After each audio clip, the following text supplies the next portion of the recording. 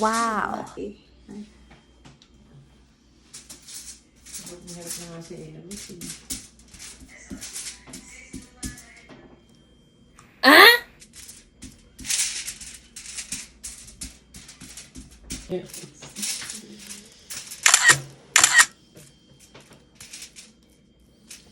Putok-putok lahat eh.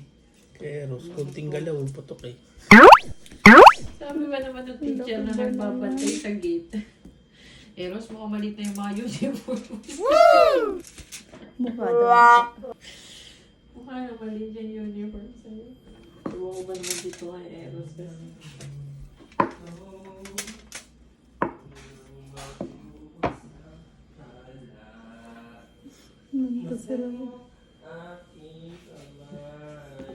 Wow! Ay, di ba?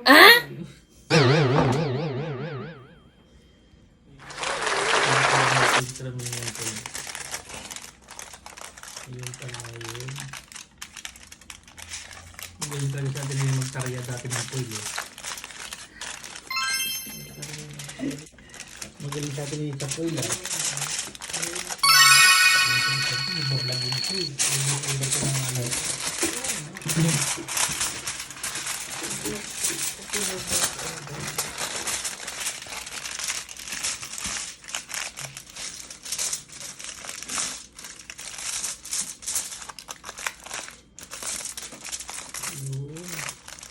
Kailangan bago manicure guys. Saka sinisipat.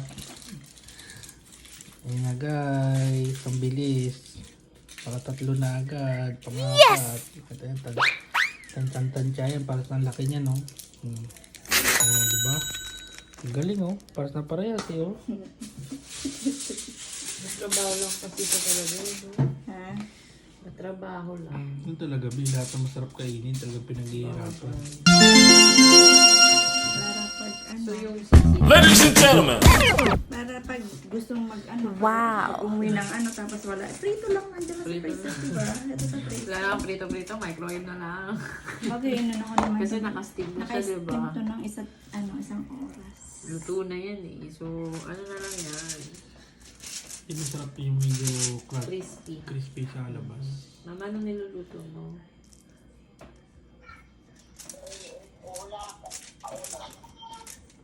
Aseros.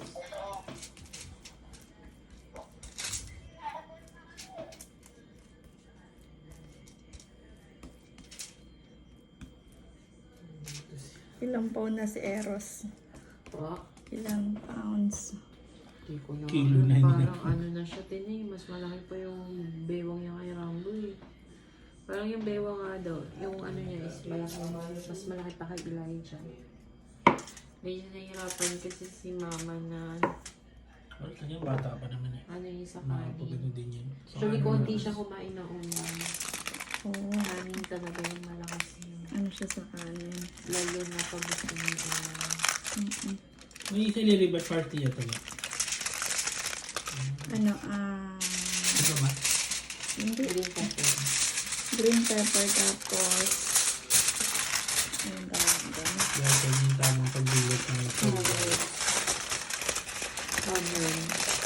Oo, garlic. Garlic. Raisin.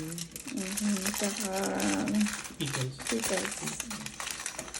Yun naman ang kaibahan yung Carbonara. hardinera. Yung hardinera kasi may tomato sauce. Pero actually yung iba naglalagay ng konting tomato sauce para pampakulay. Sa ganito. Sa ganyan. Pwede din Konting-konti. Pero sa hardinera kasi naglalagay sila. Tapos parang inaano yung itlog. Parang Relleno. parang patorta. Relleno. Hi, good morning.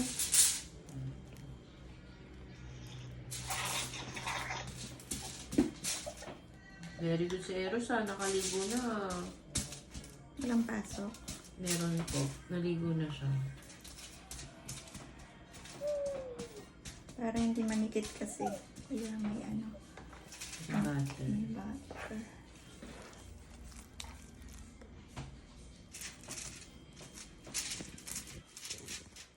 Yung Morocco din, yung trabaho. Morocco, amulado. Yung ano yung ang tawag doon.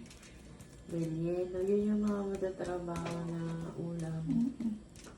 Tsaka yung isa pa, cordon bleu. Cordon bleu. Ganito rin yung cordon bleu, ganito lang. Giniling. Ganyan din. Mas- Saka yung ano, morcon. Ganyan din, baka naman. Mas madali lang yung ano, giniling. Giniling na lang kaysa yung anong, ano ba yun?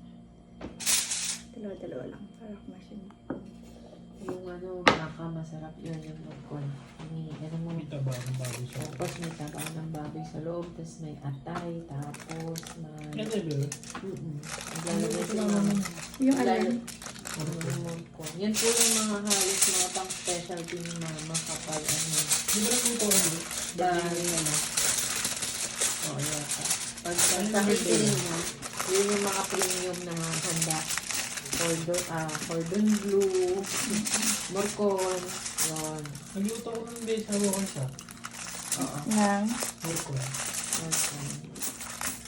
Ano na ba yung lakon? Yung lakon yung kasi yung morcon, tatali mo pa. Kasali mo. Diba? Kasi hindi siya mabubuo pag di mo siya tinali eh. May technique dun eh. I-freeze, i-ano mo siya. Pero kailangan kasi din maganda yung pagkat mo ng baka. Yung maayos yung pagkat. Kaya kayo mamoldi mo siya. Parang gaganito mo siya oh. Para mamoldi mo siya bago mo sa talian ulit. Hindi mo din madalian. Yes, where are you? Pakulaan mo pa. Papakulo mo na siya sa tomato sauce. Yun na yung pinaka-sauce niya. Yung morcon. Parang ano, parang po siyang pakaldereta. Pero lulutuin mo yung sauce muna niya. Tapos, kapag naluto na yung sauce niya, saka mo na papaanohin yung baka. Gusto niya. Kaya, Inano niya na. kumbaga nagka-ano-ano kasi parang nag-umpisa siya sa Romblon, tapos lumuwas siya ng San Mateo. Tatlo pa pala ito. Tapos, nakapag-enroll siya ng San Mateo. Ito, apat pa ito eh. Tapos, nagbakasyon kami sa Romblon. Pagbalik ng Romblon, yung tipong tawid lang, ano na, university na niya. Ang galing. O, di ba? Nakaraos, o di architect siya ngayon. Di ba? Ano na siya? Graduate. Graduate siya, tapos 2 years experience, tapos siya magbo-board. Tapos sabihan ka ng nanay mo, huwag ka uminom ng maraming tubig. Pumusok ka.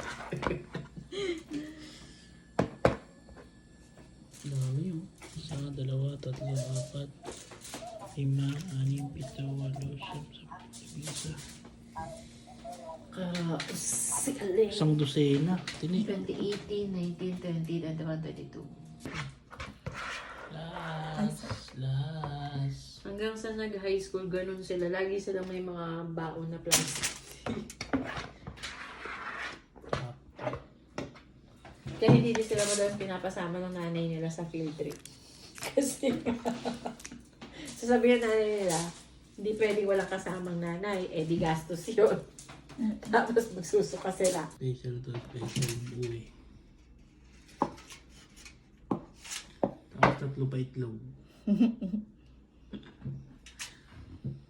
Hindi, matyaga kasi yung kapatid nila na yun. Pili.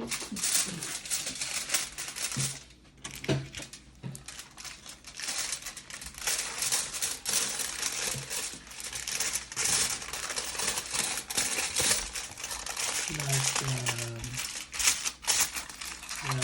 wala. Okay. Anong gano'n na dyan? Ipon.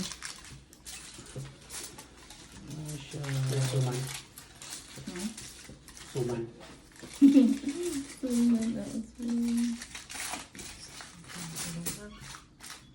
Ayan na guys. Ilan na? 1, 2, 3, 4, 5, 6, 13. 10, 13. Place your order guys. Place your order.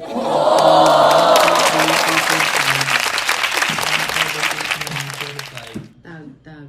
Just tayo.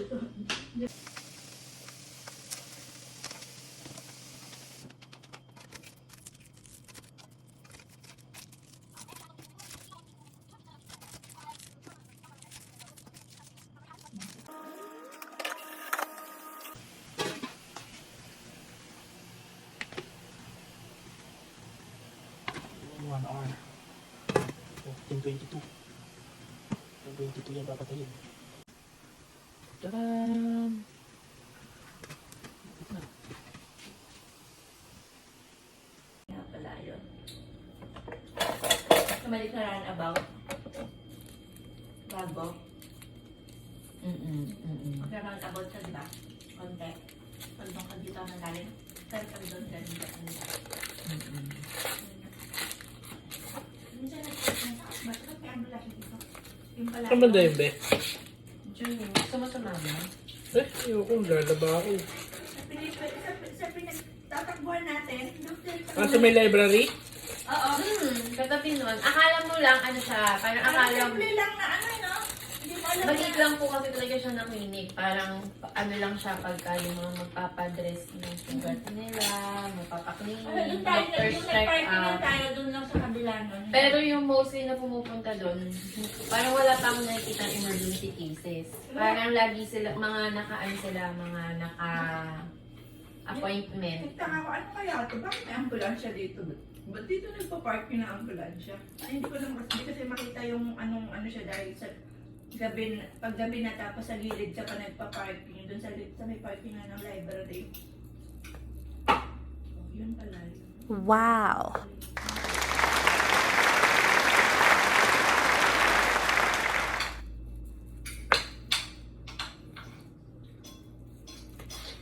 Yung mga parang hindi... Tre, tayo mo na to, Tre. Ha? Tayo mo na to. Wala ko kanina yan eh. Bago ko natulubain ako.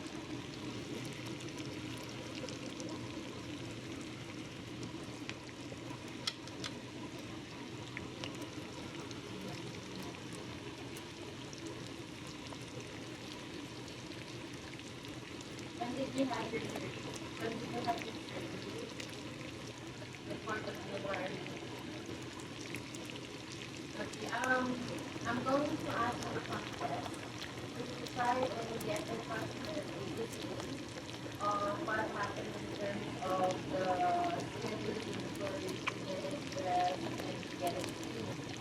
And we try and get in touch with them. I will get back to you. Okay? I will get back to you about it. Because the thing is interesting of the school that we will give you a call, but